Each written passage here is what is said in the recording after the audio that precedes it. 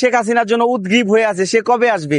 তার জন্য আমাদের বর্ডার খোলা আছে, এয়ারলাইন খোলা আছে, সে আসুক, যেই জায়গাটা তার ভালো মনে হয় সেই স্থান দিয়ে সে বাংলাদেশে আসুক। আমরা বর্ডারে যেয়ে দাঁড়াবো, আমরা দরকার বিমানবন্দরে যেয়ে তার জন্য ফুলের তোড়া নিয়ে দাঁড়াই অথবা ফাঁসির তোড়া নিয়ে দাঁড়াই, একটা তোড়া নিয়ে তো আমরা জনগণ তাদের জন্য যাব। সে আসুক, তার জন্য ওয়েলকাম।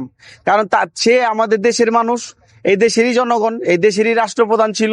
সে দেশের বাইরে থাকুক এটাও আমরা চাই না।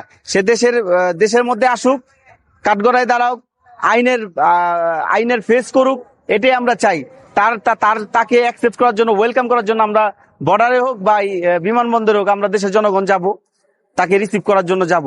আপনারা জানেন যে বাংলাদেশে যে প্রেক্ষাপট তৈরি হয়েছিল 5ই আগস্ট তৈরি করার পিছনে যেই সূত্র ছিল, দেশের জনগণ, আপামর জনগণ রাজপথে নেমে এসেছিল।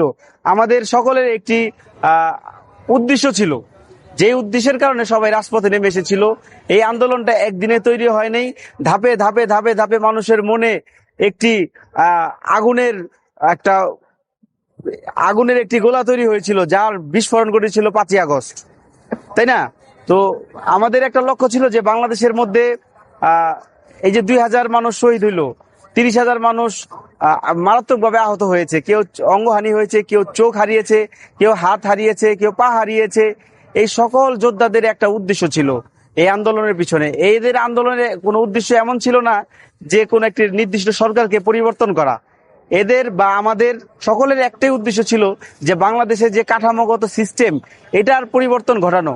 যে বাংলাদেশের মধ্যে স্বৈরাচার নতুন করে নব্য ফ্যাসিস্ট তৈরি হতে পারবে না, যেখানে বিচার বিভাগের স্বাধীনতা থাকবে, যেখানে প্রত্যেকটা ডিপার্টমেন্ট, প্রত্যেকটা দেশের অর্গান স্বাধীনভাবে কাজ করতে পারবে।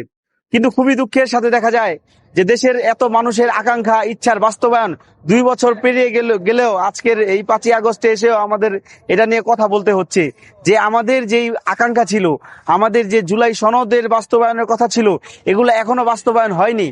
কারণ যেই ক্ষমতায় আসে দেশের জনগণকে এক ধরনের টুপি পরিয়ে দেয়, দেশের জনগণকে বারবার নির্যাতিত, নিপীড়ন করার জন্য বিভিন্ন ধরনের কাঠামো তৈরি করা হয়।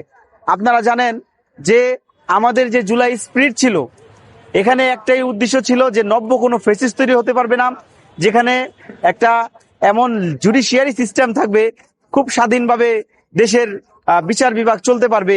কিন্তু দেখেন 2 বছর আমাদের যে 5ই আগস্ট, এই ঐতিহাসিক এই যে 5ই আগস্ট, এটা 2য় বছর পদার্পণ হওয়ার পরেও আমাদের জুলাই বাস্তবায়ন, জুলাই সনদ বাস্তবায়ন নিয়ে কথা বলতে হচ্ছে। যেই আসলে সরকারে এসেছে, যেই ক্ষমতা এসেছে, জনগণকে তো একটা চাপে রেখে তাদের ক্ষমতাকে কুক্ষিগত করে রাখার একটা পায়তারা করে গিয়েছে। এই স্বাধীনতার 55, 56, 57 বছর পেরিয়ে এলেও আমাদের জনগণের অধিকার, জনগণের মুক্তি, কৃষক সমাজের মুক্তি, দিন খেটে খাটা মানুষের যে একটা সামাজিক মুক্তি, সেটা এখনো পাওয়া যায়নি।